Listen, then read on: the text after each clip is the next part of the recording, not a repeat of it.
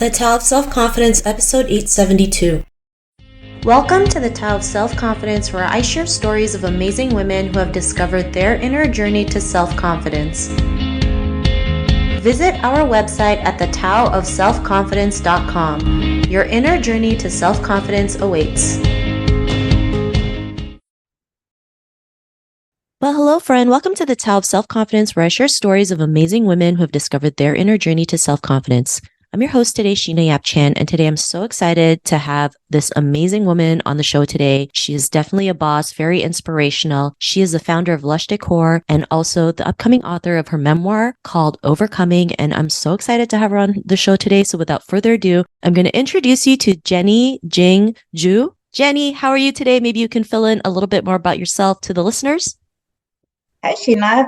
I'm so happy to be here. So I'm Jenny. I'm a founder CEO of Lush Décor Home. So Lush Décor is all about the inspired living, and our vision for the Lush Décor is to invite you to craft a home that celebrates your own journey, cherishes your own inner strength, and elevates your higher self. So we feel like it is in a home. Every stage, what we design, pattern, or color, we seek to inspire the moments of joy, reflection, and growth. So turning your living space into a testament of resilience, dreams, and boundless possibilities. I grew up in a very remote village in China without electricity and indoor plumbing. After high school, I got out the village, went to Beijing. The job is a hotel maid, barely make ends meet. That's at 19 years old. In my mid-20s, I immigrated to the United States without speaking much English, starting my first job as nanny. So fast forward, studied in the Fashion Institute of Technology and started a company in 2008. 15 years later, the company is Lush Décor Home, valued with hundreds of millions of dollars. So that's has been a long way. I love it. And congrats for never giving up and, being a 9-figure business, especially as an Asian woman. That's, I don't hear many stories like that. And this is why I'm so excited, because here you are, living that American dream. And, especially coming from China, women are always second class to men, right? We're told to, you're told to get married, make babies, just do as you're told, never make any noise. But, you persevered, you overcame so many obstacles, and here you are today, thriving and just moving to the next level. So I'm super excited to have you here today, and just such an honor to have you here as a guest. And Jenny, what would be your favorite self-confidence quote? I would say is dreams don't understand the boundaries or languages. They just need belief and a determination to take flight. From a nanny in a foreign land to build my business, I realized that our past doesn't really define us. Our courage, our persistence, our grades, our belief do. I love that. I love that quote. I've never heard of that. So that's a really great one that you shared. I mean, it's so true, right? When it comes to pursuing our dreams and forging our own path. I recently heard this line from a movie, and they said tenacity is a superpower, because we're going to go through obstacles. We're going to go through setbacks. We don't know what the world's going to be like, but with that determination, that tenacity, we keep moving forward regardless of it. So I love that quote that you mentioned. And in your own words, how would you define self-confidence? Self-confidence. I feel like everybody has their own definition. For me, it is the in the morning, the heartbeat that kept me going when the nights were long, the road was rough. It's kind of remembering when I would carry the bricks when I was 16 years old with my little hands, the struggle of this familiar, the English words, and just standing at like this countless crossroads, facing the decisions that could change everything. So I feel like it's not just about holding your head high, but it's a quiet, the inner strength to choose the path when every direction seems daunting. It's about like I feel it's about the cherished the every fear or every laughter or every misstep or every victory. So to me, I think that self-confidence is a collection of memories and the tough choices. Sometimes they all whispering to you, Jenny, you have weathered all these storms before. You can handle the ones to come. I feel that is my self-confidence. I love that. And it's so true, especially in entrepreneurship. You're going to go through more storms that you could ever imagine, right? But I mean, you're able to create the successful business and you are here today, sharing your story. And, I'm sure everyone's going to be so excited to read your book because I know there's going to be so many nuggets in it. And just hearing your story about coming from China to America, not learning how to, not knowing how to speak English and decided to start your business. I mean, that's not a typical American dream, especially for most Asian families, right? They come here, they want to make sure you have a good life. They want to make sure, you work a good job, 9 to 5 till you retire. And that's basically it. Not that there's anything wrong with that, but when we migrate to North America, I mean, everyone has fair game. It might take us a little bit more work than others, but we have that opportunity. And life is so short, we can go out there and make things happen, kind of like what you did, right? You weathered all the storms. You're here today, you're thriving, you're sharing your story, you're having your book out. So I'm really glad that you're able to do that. And it takes a lot of courage and self-confidence to do that as well. And Jenny, what was your life like before your discovery of self-confidence? So, when I grew up is in the village, I remember is really a survival or the simple joy. There's not much stuff going on there. Is everybody rely on the crops, to how much they no extra money or something. I remember the only thing we have is near the village, there's a brick manufacturer. That's the only probably industry that have. So all the villagers, they want to make a little extra money. They go there, line up, waiting for the trucks to come in so they can loading the bricks to make extra pennies. So I remember when I was 6 years old, I was like, I hate to ask my parents to get some ice cubes. That's the best treat for the kids. So I thought, okay, I'm gonna line up. I'm gonna make my own money and buy the ice cube. At 60 years old, I line up with all the adults and I run fast as I can. I can. I feel like I never worked that hard. I sweat. I don't want people to look down on me. So I said, I deserve what I earn. So that's my first time. I think the best ice cream, that I ever had. So I feel like when I grew up is somehow I always have this fire in me, the independence. So when I was graduated from high school, I remember I saw this article in a magazine about this girl who also grew up in a village like me and went to the big city in south of China in Guangzhou, worked in a factory for a few years. Then she built her own business. And I was so fired up. I thought, wow, a girl like me from the village can achieve that. You can have your financial independence, you can support your family. So that's kind of, I talked to my parents. I said, I want to get out of the village. I want to go to Beijing or south of China, just like her. So I think it's really inspired me to go to Beijing and start working, as a hotel maid in the beginning. But all I wanted to do is how I can build my own business. So it's all this, even when I came to the US, is feel I was suddenly 2 years old again because you have all the independence in me in China. You suddenly lost everything. The confidence is run to the ground because you barely can communicate yourself. So from the first job as nanny, it's very I think I always joking that's the best job I've ever had because it's so easy because baby Olivia doesn't speak English either. So we are equal.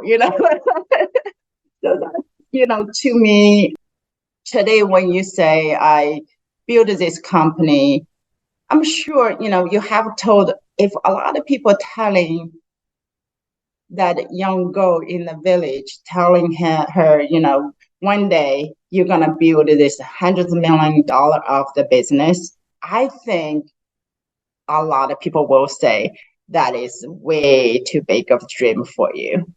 But here I am. I feel like just like what you said, it's a lot of resilience, a lot of grades. It's a lot of time. It's not about the IQ. It's not about what you have or where you were. It's really the grades, the resilience, and that confidence carry you.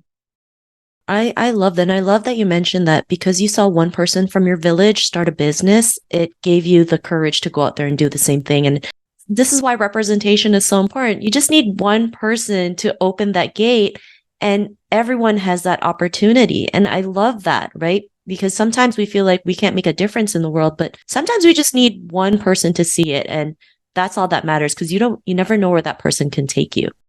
If it wasn't for her, you wouldn't be able to build $100 million business, right? Which I really love. And, I was just curious, like, what was that aha moment that made you decide to start Lush Decor Homes? Because I know, it's not easy to start a business in America. And like, as an Asian woman, that's not something we're told to do, right? Go open a business. It's more like, go get married, go get a job. What was that aha moment that gave you the courage and confidence to start? To start this company is after the nanny job, we moved to New York. So when I thought about it, what I wanted to do at that time is really I wanted something I really love. I don't want to just get a 9 to 5 job. So what I really love is really I love the wedding dress. I love it very well. All the collections, all the beautiful, elegant, the wedding dress is really inspired me. I said, wow, that's such elegant, the beautiful, the glamorous. So that inspired me to be a fashion designer. So in order to do that, because I have zero art background, there's no design background, nothing. So all I had is this dream. I wanted to be a fashion designer. So I went to Fashion Institute of Technology, and they say, because it's a very popular major in that school, and they already full for that semester. It's a spring semester, I remember. So they said, come in next year. I said, ma'am, I cannot wait for another year. I'm already 28. I wanted to do something. So they said they have a home textile surface design, but you needed to submit your portfolio. So I said, oh my God, I never heard of portfolio in my whole life. I don't even know what it means. It's really at that moment, I could just say there's no way I can do it. I don't know how to draw. I don't know how to make artwork. This is not for me. But I just thought, okay, I really love this. I gonna try. So I went to this art supply store and bought all kinds of brushes, the papers, all kind of stuff. So I remember I made a collage I found this keyboard, the computer keyboard on the side on the curb. So I brought it in, I put it on one of the collages. It's just, it's whatever I found at that time. So I guess it's pretty bold or something I got accepted. It's just that I think that now I realize even at that time, I said, wow, I can do this. Even though I have zero art background, I I made my art and I got accepted.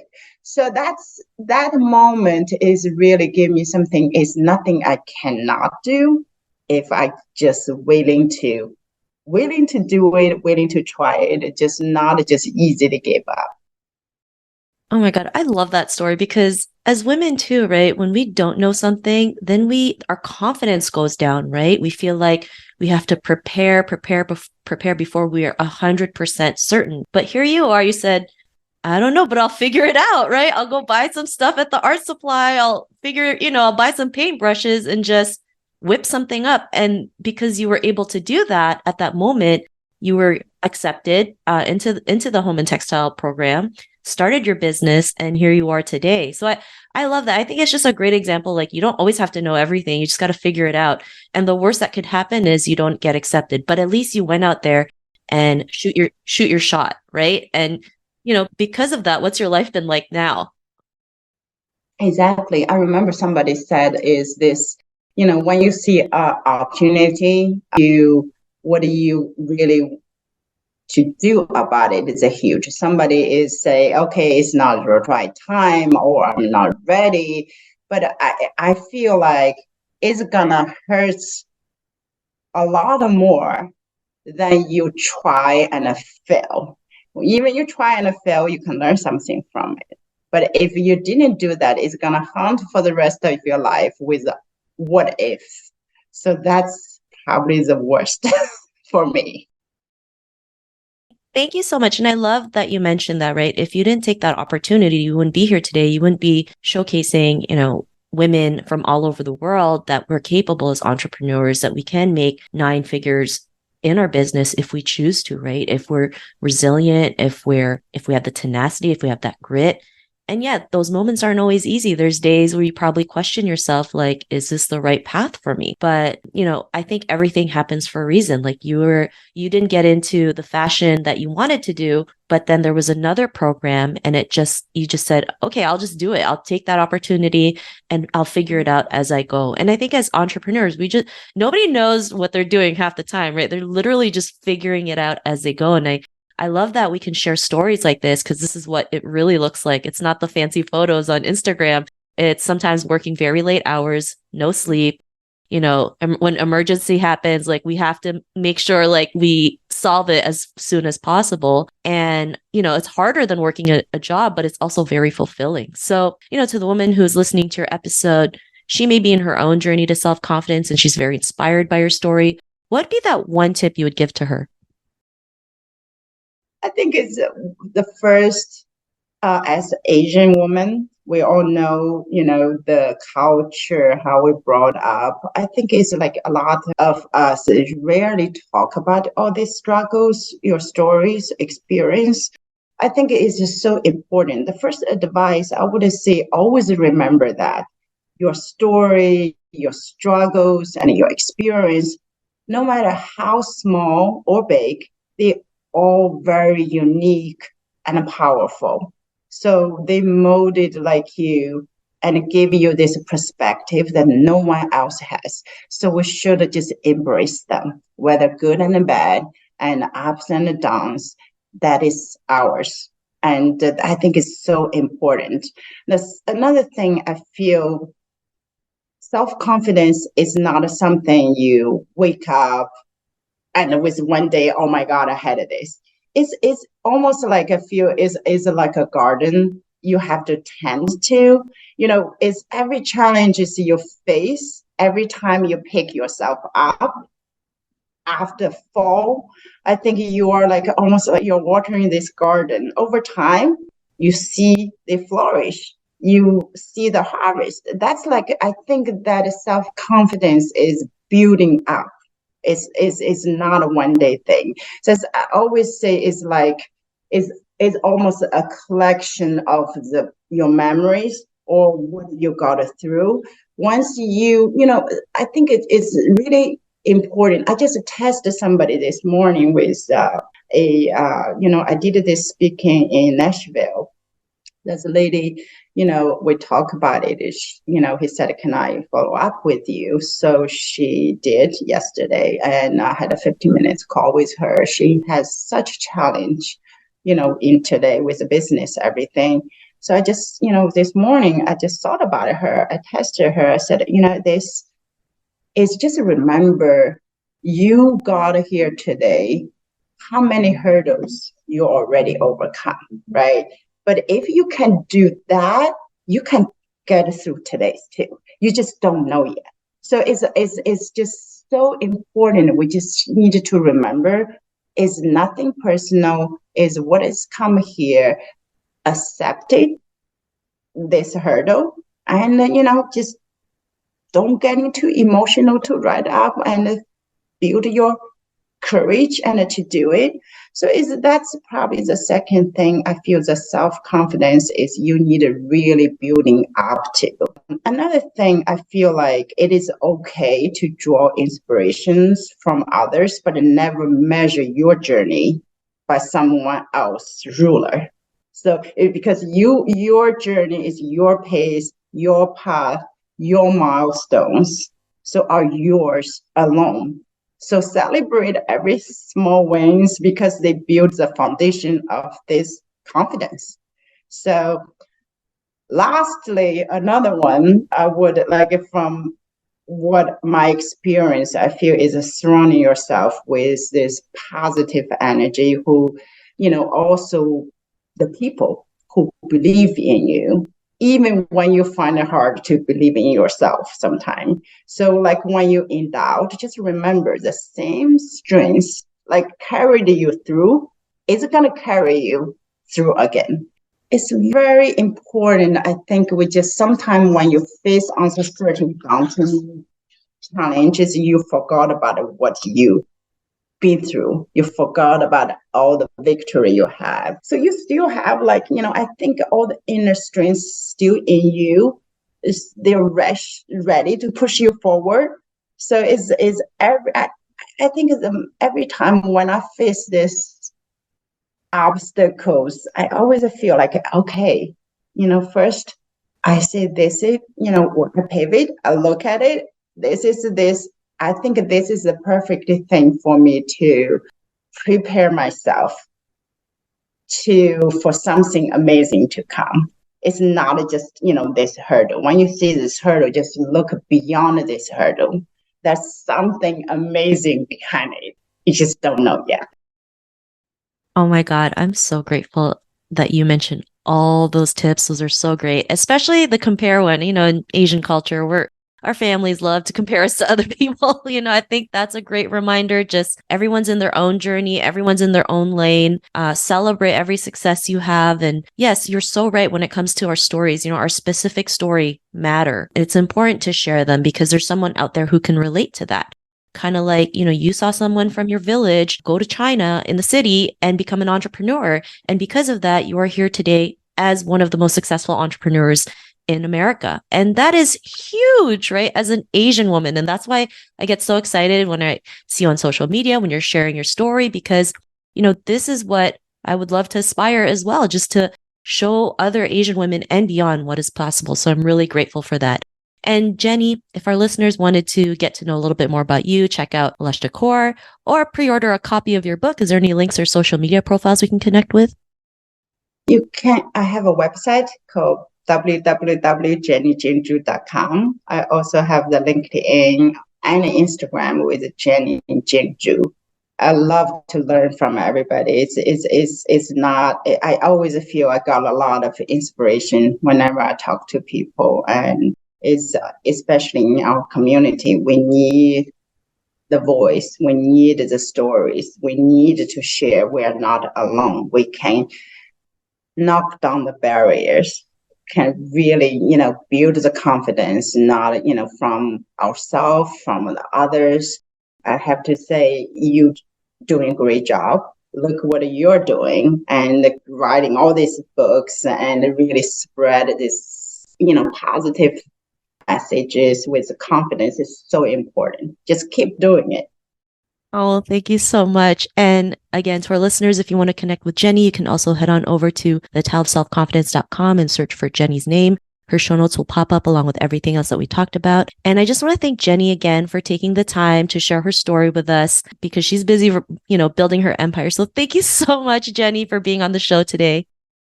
Thank you, Sheila. Not a problem. It was such an honor. And to our listeners, be on the lookout for another new episode of another amazing woman's journey to self-confidence. And we'll talk to you soon. Bye for now. You can now purchase The Tao of Self-Confidence, a guide to moving beyond trauma and awakening the leader within on Amazon, Barnes & Noble's, Walmart, Indigo, and other major book retailers. Get your copy today.